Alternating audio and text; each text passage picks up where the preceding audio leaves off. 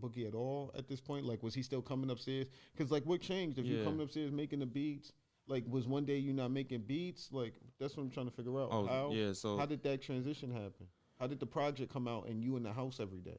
well, like it was different. I wasn't there. It was like towards the beginning. It was like I was there more often, and then after a while, it's like I'm not too sure what happened, but it's like a certain distance came, and I wasn't going over there much. Like they wouldn't answer my calls or my texts. Like when Don Q was like backing them up, like they wasn't answering none of my texts for a while, and so it's like they're not answering my texts.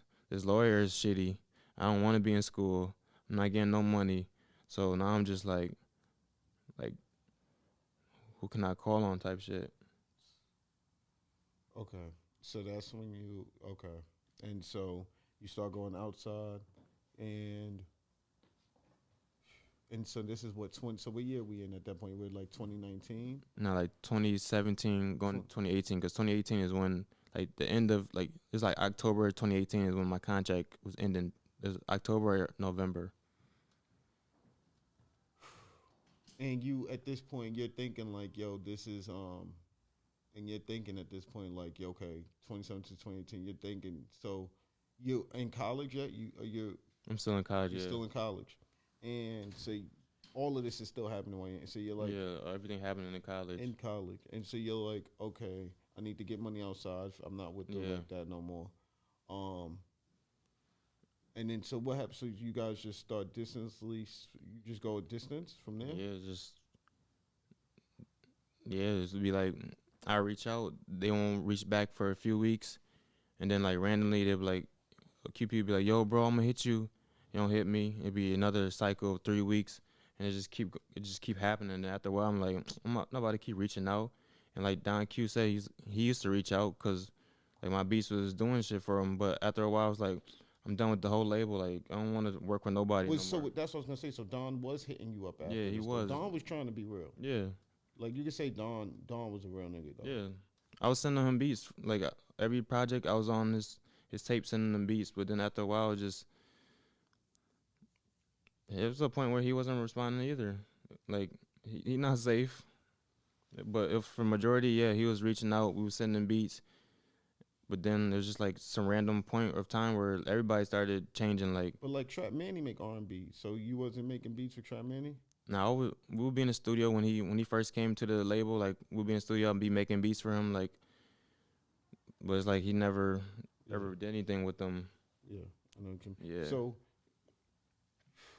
And that's the thing too, yeah. Like new artists started coming in and they wanted me to work with them.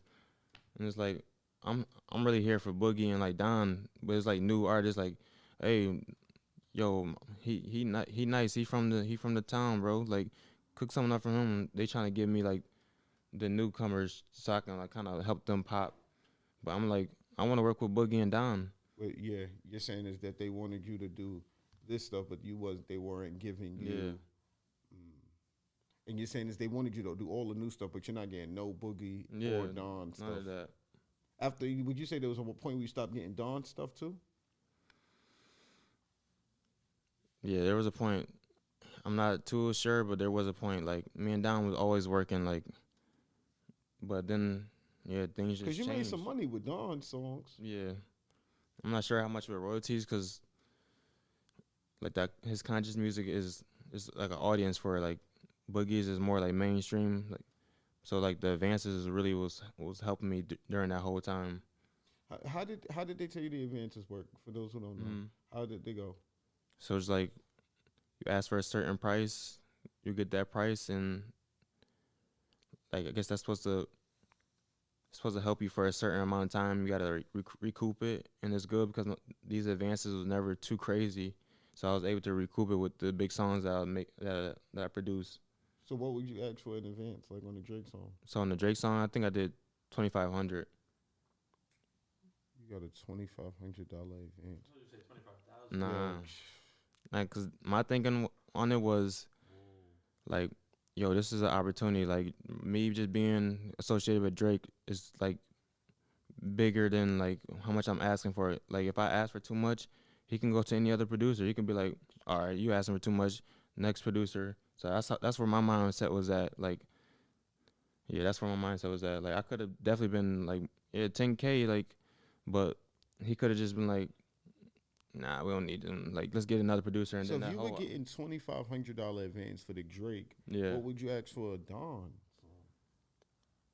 I wasn't like for the in house. I wasn't asking for a certain amount. It was like they would just give me a certain advance, and I was just like, I was cool with it because it's like I loved them more than this And music. but I'm saying that advance will be for what? Like they give you what? Like $1,000 for, Yeah, like $1,000 and that advance will be for what? How many songs? Or for like each song. oh, so you could get like $1,000 advance for a song, Mhm. each song. Yeah, How many dong songs do you got? You got a lot. I say I got like 7. 7. So you would probably say you made about 7,000 in advances, Yeah, with Don. Yeah. and in the year you were working with them. Mhm. Yeah, and then like as all this stuff is going on, like And what is your parents saying? What are your parents? What is your friends saying? What are like your homies I don't saying? tell nobody about this stuff. I never told nobody about any of this because it's like I don't want to put a burden on them, and I don't want to hear their mouth too about like, oh, you need to be doing this, you need to be doing this, like. So I'm just going through all this because I don't want to like, because they don't know about the industry. So it's like if I tell them about what I'm going through, it's like how are they gonna really help me? They just outsiders. So it's like I'd rather just go through it and figure it out. Seems like this has been a painful experience. Yeah. What when you speaking speaking to pops? What talking to talking to pops, because this is a lot, bro. This is a lot for anybody to endure, bro. It's and I understand that a lot has happened in 2 years, bro. Mhm. Um, but talk to me from the angle of trying to seek advice. Did you ever seek advice? Talk to pops. Talk to maybe an older brother. So Only person that I talked to was the guy Chef Pasquale that like gave me the opportunity with Drake because we was both like we produced that PNB and Russ song Issues together, and we was both facing the same problems. So it was like we was going through the same thing. So we was talking to each other, like discussing like, yo, bro, like we're not getting this and this, and then like our grandmas died around the same time. take your time, bro. This is no, it's real.